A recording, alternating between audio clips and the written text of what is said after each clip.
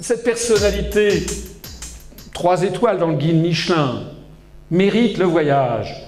En 1961, le Karlspreis a récompensé M. Walter Hallstein, président de la Commission européenne. C'était le premier président de la Commission européenne. C'était le prédécesseur de M. Barroso d'aujourd'hui. Vous savez qui était M. Walter Hallstein? Le grand responsable du plan d'Hitler. Exactement.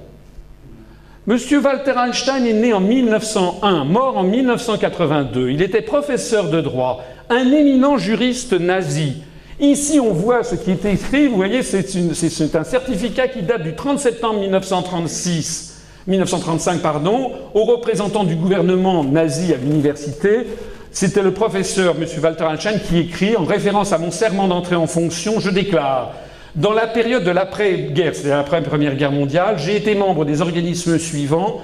Pendant la période que j'ai passée en tant qu'assistant d'avocat, Referendar en allemand, j'appartenais à l'association des assistants d'avocats du Reich nazi. En tant que professeur, j'appartenais à l'association des universités allemandes du Reich. Aujourd'hui, je suis membre de l'association des juristes allemands nationaux-socialistes, Bund Nationalsozialistischer Deutscher Juristen, de l'Association nationale socialiste des enseignants et des maîtres de conférences.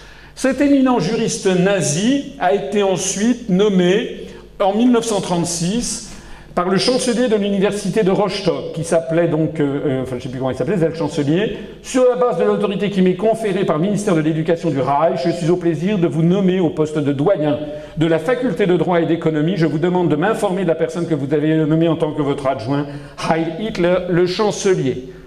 Voilà ce monsieur qui a fait sa carrière comme juriste nazi. Et puis figurez-vous que, le 9 mai 1938, Adolf Hitler se rend à Rome pour rencontrer Benito Mussolini afin de mettre sur pied une nouvelle Europe, une dictature européenne placée sous leur contrôle.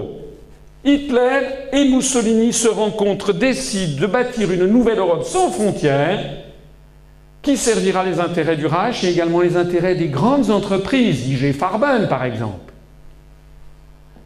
Et pour faire ça, eh bien, ils ont besoin d'un quelqu'un qui va préparer le plan. Ce que monsieur sait déjà, au 3e rang, bravo à lui. Du 21 au 25 juillet 1938, Walter Hallstein représente le gouvernement nazi pendant les négociations d'État avec l'Italie fasciste concernant la mise en place du cadre juridique de la nouvelle Europe. C'est lui qui a conçu la nouvelle Europe.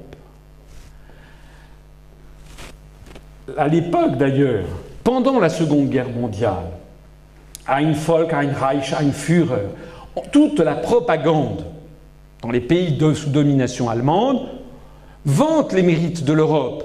Échec à l'ennemi de l'Europe, ça c'est une propagande nazie en France en 1940. On voit des Stukas qui bombardent l'Angleterre, ou qui bombardent les États-Unis, qui bombardent les flottes.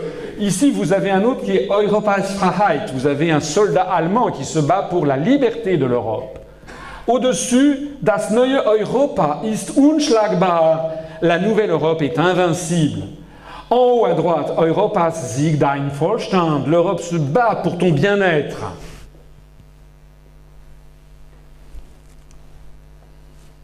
Officier nazi. Pendant la Deuxième Guerre mondiale, Walter Hallstein fut fait prisonnier par les Alliés pendant la bataille de Cherbourg. Entré en politique au sein de la CDU après la guerre, il devient le secrétaire d'État aux Affaires étrangères du chancelier Konrad Adenauer en 1951. À ce poste, il élabore la doctrine Hallstein et négocie au nom de la République fédérale d'Allemagne les modalités de la construction européenne. C'est lui, l'inventeur de la construction européenne. Il co-signe le traité de Rome le 25 mars 1957 à côté d'Adenauer. Ce traité de Rome dont l'UPR, justement, prétend faire sortir la France et si possible d'ailleurs nos amis belges. Mais ça, c'est à eux d'en décider. Si vous ne me croyez pas, voilà tout simplement la photo. On voit ici le traité de Rome le 25 mars 1957, on voit ici à gauche Adenauer et juste à droite, on voit Walter Hallstein qui signe au nom de l'Allemagne. Le responsable de Das neue Europa de Hitler et Mussolini. On vous l'avait déjà dit. Pourquoi est-ce qu'on ne vous le dit jamais? Walter Hallstein fut ensuite le premier président de la Commission européenne. De 1958 à 1967, excusez du peu, la Commission Hallstein, sous De Gaulle, le prédécesseur de Jacques Delors, le prédécesseur de Barroso d'aujourd'hui. En 1965, il présente le plan Hallstein dans lequel il préconise l'organisation d'une Europe fédérale.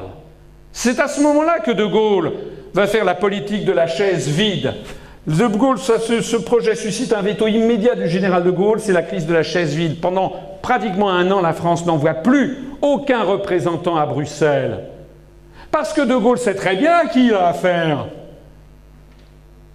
Et quand dans les médias en France, et encore aujourd'hui, on dit oui, De Gaulle, quand même, il était excessif, mais c'était à ça qu'il avait affaire. Finalement, donc, Charles de Gaulle obtiendra son départ en 1967. Hallstein dégage, De Gaulle bloque le processus, malheureusement, tant qu'il sera en vie, enfin, tant qu'il sera à l'Élysée, puis après, comme vous le savez, il est évincé en 1969, après les événements de mai 68, où les Américains ont jeté de l'huile sur le feu pour faire partir De Gaulle, puisque c'était la bête noire, parce que c'était celui qui empêchait la mise au point de ce système. Et en fin de carrière, de 1968 à 1974, Walter Hallstein fut président du mouvement européen. Mouvement européen dont je rappelle l'article du Daily Telegraph que je citais à l'instant, du 19 septembre 2000, les dirigeants du mouvement européen, Rettinger, la Wiesner, Robert Schuman, l'ancien Premier ministre belge Paul Ritspraak, étaient tous traités comme des employés par leurs parents américains. Parce que qu'est-ce qui s'est passé? Il s'est passé qu'après la fin de la Seconde Guerre mondiale, les Américains ont repris à leur compte un certain nombre de dirigeants nazis, plus exactement de scientifiques nazis, Werner von Braun qui avait fait les V1 et V2 à fabriquer les fusées Apollo, mais des juristes. Et les Américains qui sont des anglo-saxons. Je dis toujours aux gens, c'est quoi un anglo-saxon? C'est pas un anglais, hein? Un anglo-saxon, c'est un anglo-saxon. La Saxe, ça ne se trouve pas au Royaume-Uni. La Saxe, ça se trouve en Allemagne. On oublie toujours qu'il y a toute une tradition très importante allemande aux États-Unis d'Amérique. Monsieur Boeing est un Allemand d'origine. Marlène Dietrich, Donald Rumsfeld. Si vous allez au Minnesota, dans le Wisconsin, au Dakota, vous trouverez des populations qui sont d'origine allemande à 30, 40, 50, 70%. Quelle est la capitale, madame, du Dakota du Nord? Hein? Elle s'appelle Bismarck. Les Américains ont repris à leur compte les stratégies hitlériennes de domination du continent européen, et notamment le mouvement européen a récupéré à son compte Walter Hallstein.